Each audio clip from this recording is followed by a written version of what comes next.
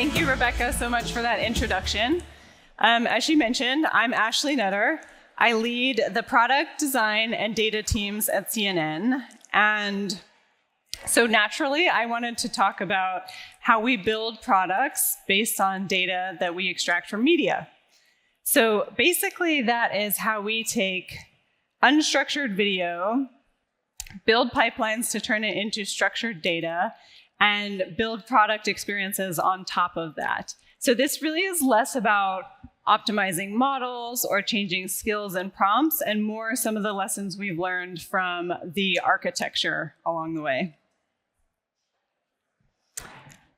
Okay, so first, a quick note about CNN. We are the #1 English language news service in the world.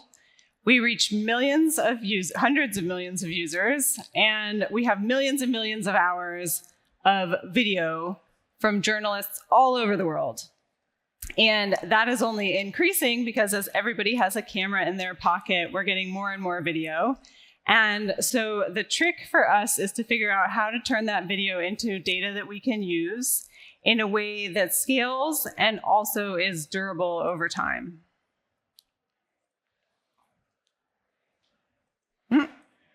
Sorry about that. So obviously video is a major focus of what we do, but when you think about it from a systems perspective, video is actually a pretty messy input because it is long, it is unstructured, and it's actually a mix of things. So you've got video, you've got sound, you've got text and graphics in the mix. And if it's unstructured, then we can't search it easily, we can't make our recommendations really strong, and we can't monetize it efficiently, and all those great things that we want to be able to do. So the challenge is, how do we turn it into a structure that's usable in that way? And as product people, when we think about building those pipelines, and I know you guys are all going to deeply relate to this one, we have to be continuously balancing several considerations. So first is accuracy. The model has to output something that we can use. And that is where this kind of concept of right enough comes into play when you get into cost considerations, because it also has to be feasible for the business at the scale, again, of millions of hours. And then lastly, evolvability, because it has to be consistent over time without having to continuously rebuild it. So then the question becomes, what kind of architecture allows us to continuously balance all of those things?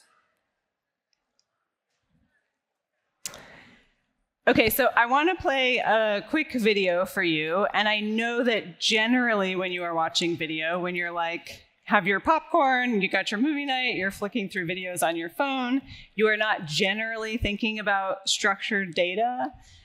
But in this case, I want you to think about what kinds of things we might want to extract from this video. So that could be who is in it, that could be what they're talking about, the general vibe, the transitions, all those kinds of good things. So this is a clip from a press briefing that NASA put out ahead of their Artemis II moon mission to the moon earlier this year. So take a look. Come back to the video. Gotcha. Okay. No problem. Okay, so having just not seen that video, and apologies for that, 3 things to sort of keep in mind when you think about building a pipeline around it. So one is composition, and this is really how you break down different tasks into separate processes, separate agents, separate skills. 2 is the way that you build that to serve specific use cases and specific customers. And then 3rd is how that architecture adapts to change over time. And so what this sort of typically looks like is you've got raw video coming in, just like the video that we did not just see. Again, apologies. And that fans out to several agents, a series of agents where each agent has its own job and it has a very specific data output. And those come back together as a sort of single content record for that asset. And when you think about that, there's a lot of considerations for each individual part of the composition. So you might think about things that need the frontier model for lots of context or nuance versus things that are good with a smaller model. You might think about outputs that are deterministic versus outputs that are generative. Things that, sorry, good to play the video? The Artemis campaign emissions I'll take it away. Such an ambitious goal for humanity that it's inspiring contributions from around the globe. Not just one nation is inspired and moved by this, but nations from around the globe are coming together. When I look at the Artemis 2 crew with Victor, Christina, and Jeremy, they want to go do this mission. They are keenly driven. They are humble to a fault. It is so cool to be around them. Artemis 2 is a huge mission, but I hope we will look back and realize that this was one tiny step in humans on Mars and a sustained presence on our moon. Artemis 2 will be NASA's first crewed flight test of the Space Launch System rocket and Orion spacecraft around the moon. To verify today's capabilities for humans to explore deep space and pave the way for NASA's long-term human and scientific presence on the lunar surface. We are ready. We are going to the moon for all humanity. We are Artemis.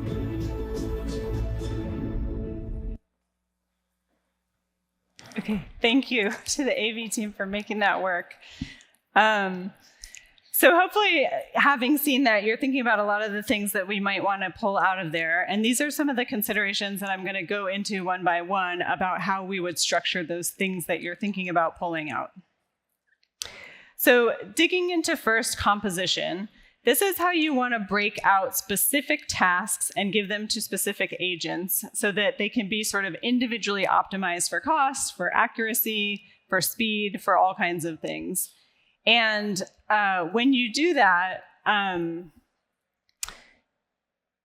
you have to sort of hit this balance, right, about thinking about what can be separable. So if you overcompose on the one side and you have too many agents, then they start to fragment context, and that can actually be a hit to the accuracy of the system.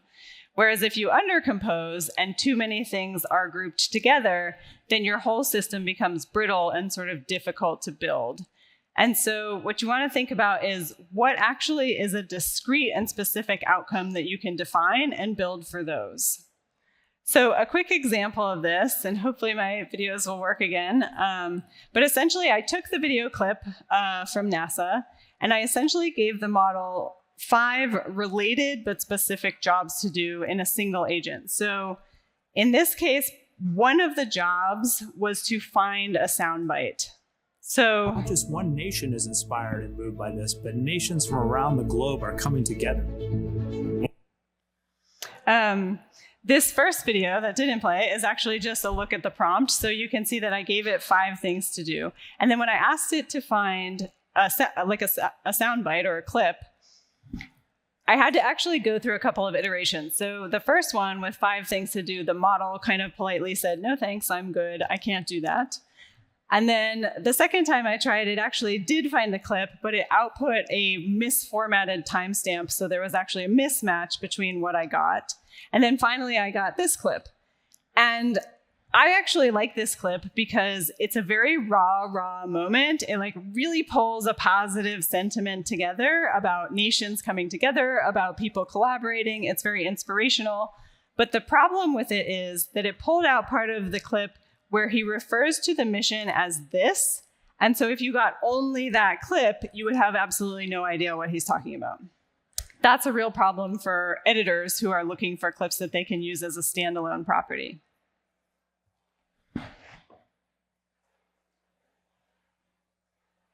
The Artemis campaign emissions have set such an ambitious goal for humanity that it's inspiring contributions from around the globe. So when I gave it a single job to do, which was just go find a clip instead of 5 jobs to do, it came up with this. So it got that same really positive sentiment, but it picked something where the text of it, he actually names the mission. And so if you saw just this, you would know what it was talking about. So it actually was higher in terms of consistency with what I asked it to do. So digging into the second piece of this here, This is building for individual use cases. And this is where you want to be very crisp about who is using it and why and what their specific objective is. So one example here is 2 different users who have the same use case ostensibly. Both of them are looking for a transition in the video. But one user is looking for transition so that they can make a clip for social media. The other user is looking for transition so that they can insert an ad. And what constitutes a good transition for these 2 different use cases looks very different, because if you want a clip for social media, you're probably solving for emotion and engagement and, again, those moments that really draw you in. Whereas if you're looking for ad insertion, you're thinking much more about brand suitability, you're thinking much more about risk management. And so the approach here is to separate the 2.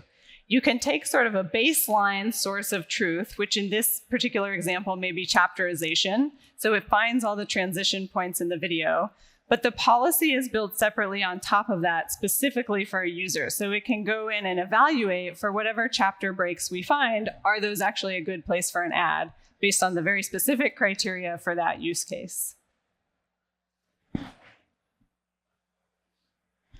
The other thing to think about here is cost. So when you're organizing for a very specific use case, you can individually optimize for cost here. So you can think about what kinds of tasks or users really require a very expensive process and which ones are good with a lower cost process. So in this case, again, with that same clip, I gave it just the transcript, which costs a fraction of the amount of giving it the visuals of the video. And that's becomes very important to us, again, when you're dealing with millions of hours of video. And so in this case, the job I gave it was entity extraction. So it's actually looking for who is in the video and if it can identify those people. And in this case, based on the transcript alone, it did actually successfully identify 3 of the 4 crew members. And you may remember from the clip that one of them named the other 3. So he said Victor, Christina, Jeremy, and based on the context, it understood who those people were. But for the 4th person, it named him as unidentified narrator, and it gave him the role of voiceover speaker. And of course, the person speaking in that case is actually the commander of the mission. And Reed Wiseman, voiceover speaker, is not the role that we would sort of typically assign him. So when it looks at the visuals of the video, it does a bit better of a job. So it looks at the NASA patch and the American flag patch, and it assigns this person NASA astronaut. And then you have to zoom in a little bit there, but it actually looks at his flight patch, which has his name on it. And so it identifies this person correctly. This is Reed Wiseman, NASA astronaut. So again, this is one of those things where you want to think about the objective. Is a lower cost model good enough? A transcript is great, for example, for identifying sound bites because we are looking literally for what somebody said. Whereas the entity extractor, like this example, does a lot better with the more expensive process. The last thing to think through here is how your architecture absorbs change over time. And if you can basically add or subtract or optimize individual pieces of it, you can be more efficient because every time you make a change, you don't have to redesign the entire system. And you can sort of develop those things in parallel. So that gives you a couple of advantages. One is that with this composition approach, you can effectively be more resilient to change in the system itself because you can optimize individual pieces of it.